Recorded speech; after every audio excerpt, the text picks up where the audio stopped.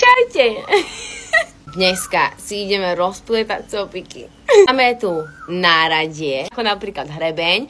Máme tu túto fľašku s vodou. Máme tu nožničky na odstrihávanie koncov. A máme tu štipec. Ako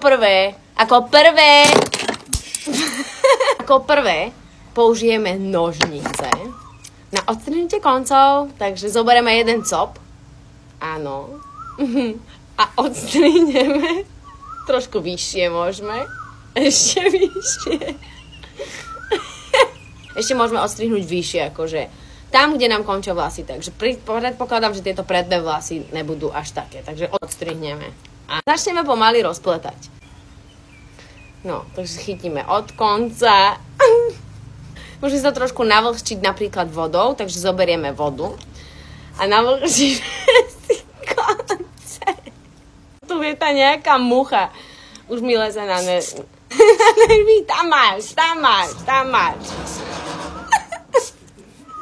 Ahojte. Potrebujem sa osviežiť. Čaute.